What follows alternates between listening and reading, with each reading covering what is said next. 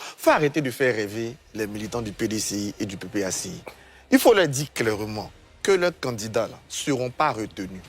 Tout simplement parce qu'en 2020 déjà, on n'a pas retenu des gens parce qu'ils n'étaient pas sur la liste électorale. Mais pourquoi ça va changer en 2025? Ils ne seront pas retenus.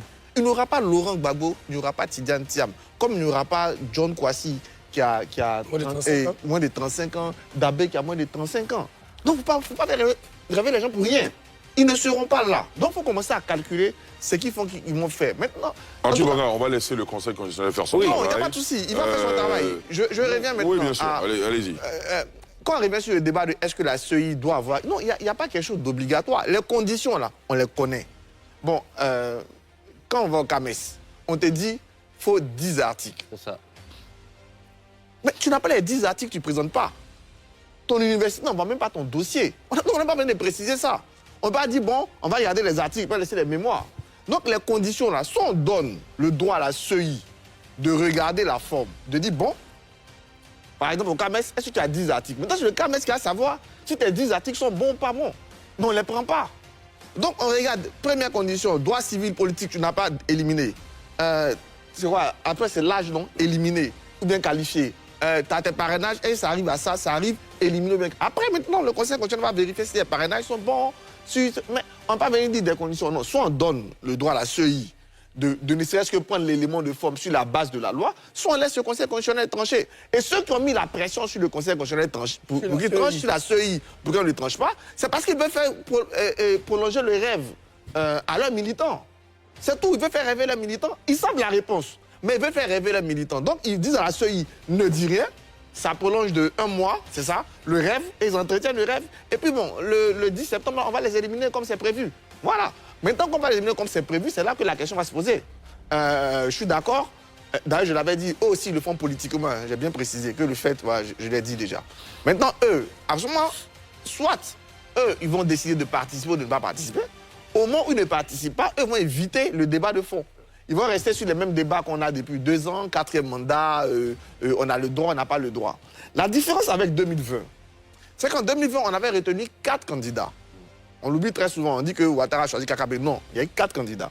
Il y a eu Bédié Henri Konan, Afi Nguessan, Kouadio Konan Bertin et Alassane Ouattara.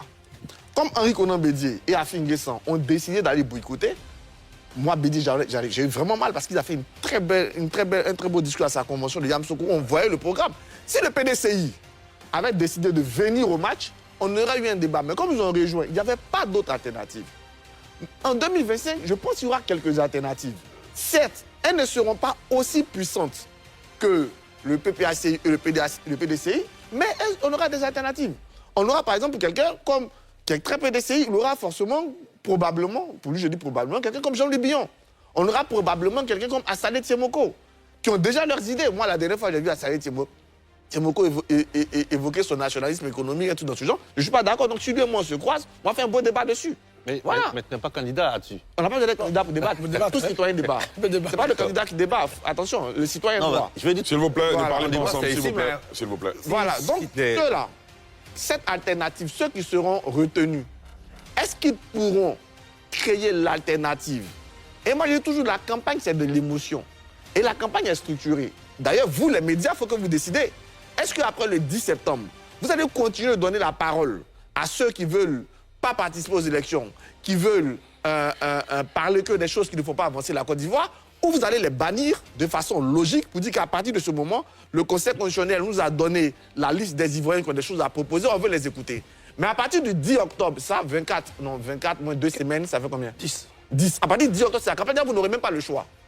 Parce que la AK va veiller à ce que ceux qui ne participent pas aux élections ne participent pas à la télévision. Au moins si c'est 2 semaines de campagne. Donc pendant ces 2 semaines, on aura à la télé, avec ce que la CEI distribue déjà comme image, avec ce que les gens pourront avoir comme achat publicitaire, on aura des gens qui vont venir sur les idées. Ils vont peut-être dire, voilà, Assalé par exemple qui dit qu'il ne faut pas qu'on donne certains métiers aux étrangers, pourra mettre son affiche. Donc ça pourra nous faire le débat.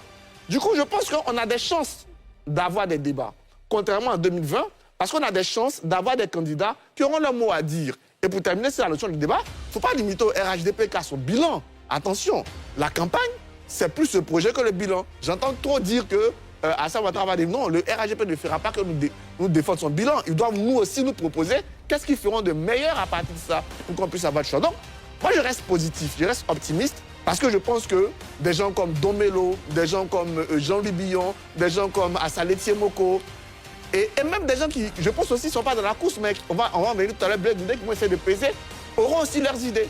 Et avec les règles de la campagne. Et j'espère que les chaînes télé ne vont pas attendre la campagne pour se mettre dans les mains pour conserver la parole à ceux qui ont des idées, plutôt que ceux qui veulent la bagarre. Ça va nous permettre d'avoir ce débat d'idées.